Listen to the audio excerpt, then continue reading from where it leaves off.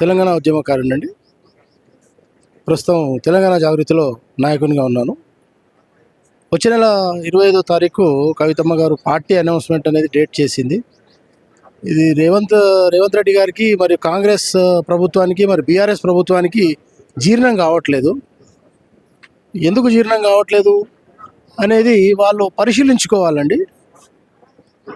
ఈరోజు మరి మా కవితమ్మ మహిళల కోసము, మహిళల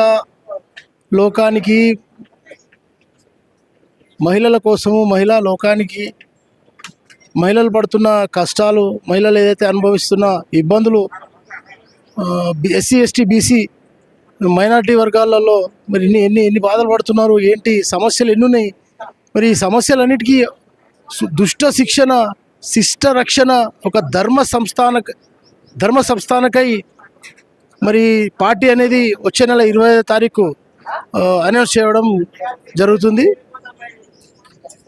ప్రతిసారి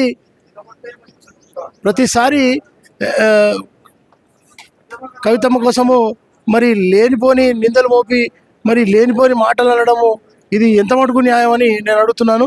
మరి ఇంతకుముందు కూడా లిక్కర్ రాని అని, అదని ఇదని నిందలు మోపడము, మరి అదేవిధంగా సుప్రీంకోర్టు క్లీన్ చీట్ ఇచ్చిందండి. అది తెలిసి కూడా ఆ క్లీన్ చీట్ ఇచ్చిన తర్వాత కూడా మరి ఈ విధంగా నిందలు మోపడం అనేది, మహిళల్ని వెనుకేయడం అనేది, ఇది ఎంత మటుకు న్యాయమని నేను కాంగ్రెస్ ప్రభుత్వానికి మరియు బీఆర్ఎస్ ప్రభుత్వానికి అడుగుతున్నాను.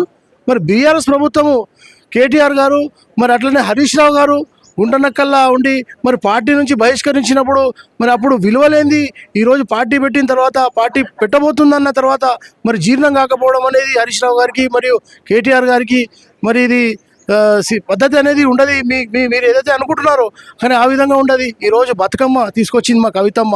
మరి బతుకమ్మ అన్నది తెలంగాణ రాష్ట్రంలో మొట్టమొదటిసారిగా ఎత్తుకొని, మరి తెలంగాణ రాష్ట్రంలో మొత్తం బతుకమ్మ, బోనాలు, మరి తెలంగాణ సంస్కృతులు, సాంప్రదాయాలు ఏ విధంగా ఉన్నాయో ఇవన్నీ తెలంగాణ రాష్ట్రంలో చాటి చెప్పింది మా కవితమ్మ. అదేవిధంగా మరి రాష్ట్రంలో మరి కొత్త పార్టీ వచ్చిన తర్వాత రాబోయే రోజులలో మహిళా లోకం ఉంటుందని,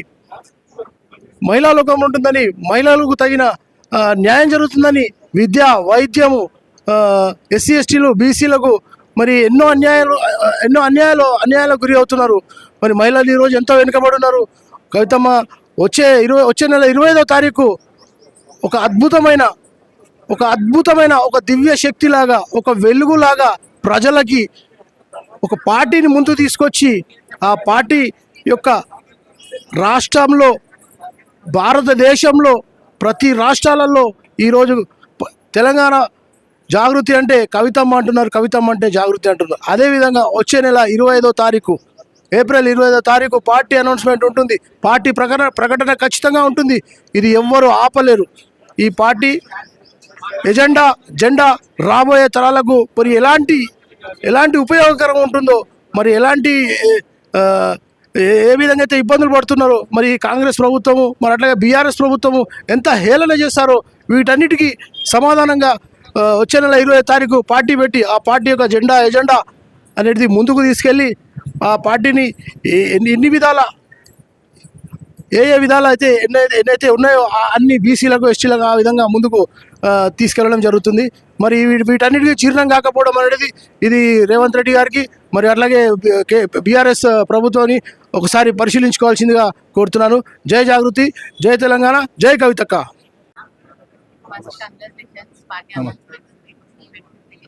ప్రస్తుతానికి తెలంగాణలో కాంగ్రెస్ గవర్నమెంట్ బడ్జెట్ సమావేశం నిర్వహిస్తుంది. సో ఈసారి బడ్జెట్ లో అయినా పథకాల మీద ఏమైనా డబ్బులు ఇస్తుందా, లేదంటే మళ్ళీ పెట్టుబడులు అని చెప్పేసి డబ్బులు మానేసిందా?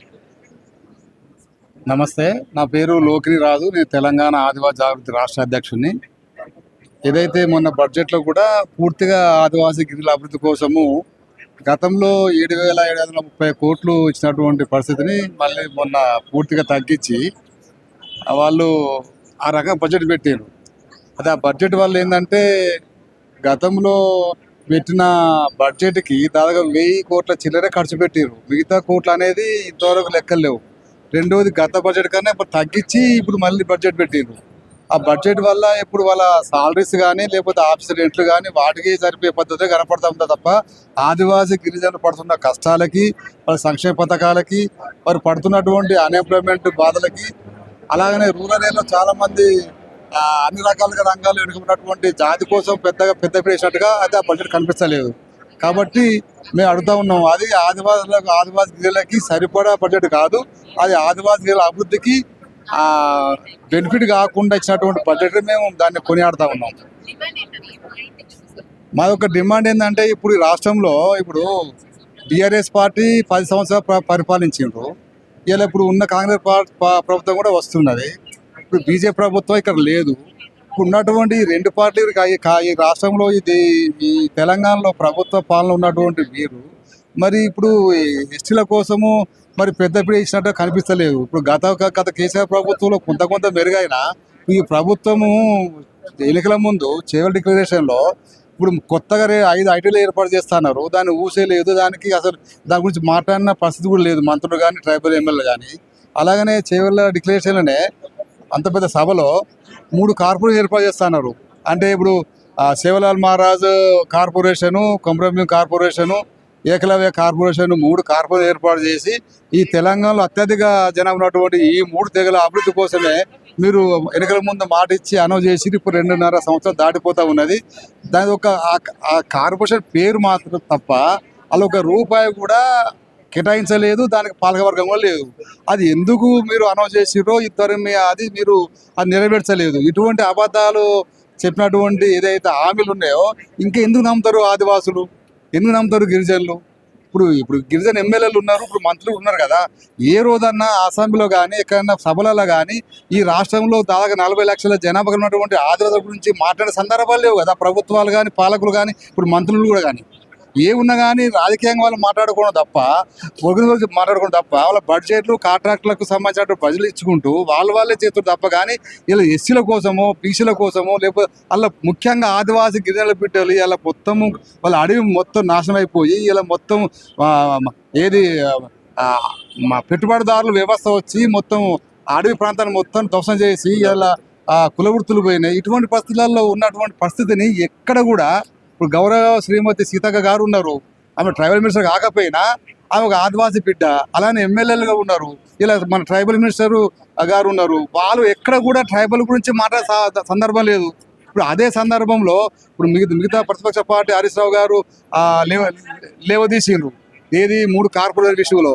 మరి మీరు అనౌన్స్ చేసి మీరు మాట ఇచ్చి మరి మీరే దాన్ని అమలు చేయకుండా ఉంటే మీకు సపోర్ట్గా ఉంటాం, ఎట్లా మేము మద్దతు ఇస్తాము? కాబట్టి ఇప్పుడు ఈ రాష్ట్రంలో ఇప్పుడు అన్ని వర్గాలు నష్టపోతూ ఉన్నారు. ఖచ్చితంగా ఉన్న ఈ 3 పార్టీల గురించి అందరు తెలిసిపోయింది. కాబట్టి ఇలా మొత్తం సామూహిక తెలంగాణ కోసము రాబోయే కాలంలో ఎస్సీ ఎస్టీ బీసీలు అగ్రవర్ణ మైనార్టీలను వాళ్ళ హక్కుల కోసము నిరంతరం ప్రజలలో పోరాడుతున్నటువంటి కవితకి రేపు పెద్దపీడ పెడతారు. ఇది ఖచ్చితంగా జరుగుతుంది. రేపు 25 తారీఖు అటువంటి ఆ పెద్ద పార్టీ అది మొత్తం సంచలనం దేశంలో రాష్ట్రంలో ఇలా ఉన్నటువంటి దేశవ్యాప్తం తీసుకుంటే ఒక మహిళ ఓరియంటెడ్గా ఈరోజు కవిత గారు మొత్తం పబ్లిక్లో ప్రజలలో వెళ్ళిపోతూ ఉన్నారు. అన్ని సమస్యల మీద మాట్లాడుతున్నారు. అంత సబ్జెక్టు కానీ అంత నాలెడ్జ్ కానీ అంత రాజకీయ పరిజ్ఞానం ఉన్నటువంటి నాయకురాలు ఈ రాష్ట్రంలో ఎవరు లేరు. అందరూ ఎమ్మెల్యేగా నిలబడి అసెంబ్లీలో పోయి మాట్లాడినట్టు తప్ప కానీ సొంతంగా అన్ని అంశాల మీద మాట్లాడేటువంటి ఒక శక్తి సామర్థ్యం నాలెడ్జ్ ఉన్నటువంటి పర్సన్ ఈ రాను మహిళల ఇవాళ చూసుకుంటే ఒక కవిత కథ ఉంది. కాబట్టి ఖచ్చితంగా రాబోయే కాలంలో కవిత భవిష్యత్తు ఉంటుంది, పార్టీ బలంగా నిర్మాణం అవుతుంది. ఎవరైతే చాలా మంది మార్పు కోరుతూ ఉన్నారు మేడం. ఇప్పుడు మార్పు కోరుతూ ప్రతి ఒక్కరికి రాజకీయ అవకాశాలు కావాలి. మరి ఉద్యోగాలు ఇస్తలేరు కదా, గవర్నమెంట్ ఉద్యోగాలు లేవు, ప్రైవేట్ ఉద్యోగాలు లేవు, రిజర్వేషన్ కూడా మొత్తం ఉన్నాయి. కనీసం మరి పొలిటికల్ పార్టీలే రిజర్వేషన్స్ లాగా మరి అందరూ ఆశపడుతున్నారు. కాబట్టి ఖచ్చితంగా అన్ని పార్టీలలో ఉద్యోగిస్తే అన్ని పార్టీలలో అందరూ ఉంటారు, అందరు పనిచేస్తారు. ఒక్కరిని ఎంత ఉండాలని లేదు కదా. ఎల్లకాలం మీరే ఉంటారు పార్టీలు అంటే కాదు కదా. కొత్త పార్టీలు వస్తాయి, కొత్త పార్టీల వల్ల కొత్త రక్తం వస్తుంది, కొత్త యువతకు అవకాశాలు వస్తాయి. వాళ్ళెందుకు రాజకీయాలు చేయకూడదు? మీరే చేస్తారు, ఎల్లకాలం మీ పార్టీలే కాదు కదా. కాబట్టి ఖచ్చితంగా కవితకి పెట్టే పార్టీ ప్రతి ఒక్కరు ఆహ్వానిస్తారు, అందరూ కూడా దానికి బలపరుస్తారు. రాబోయే కాలంలో ఖచ్చితంగా కవితక బీఫామ్ కూడా చాలా మంది ఎదురు చూస్తా ఉన్నారు. ఎప్పటికీ ఖచ్చితంగా పార్టీ పెట్టే వెంటనే అన్ని వర్గాల నుంచి వెళ్ళి పెద్ద ఎత్తున చేరికలు జరుగుతాయి. ఖచ్చితంగా కవితకు భవిష్యత్తు అని చెప్పి నేను తెలియజేస్తున్నాను. జై తెలంగాణ, జై కవిత.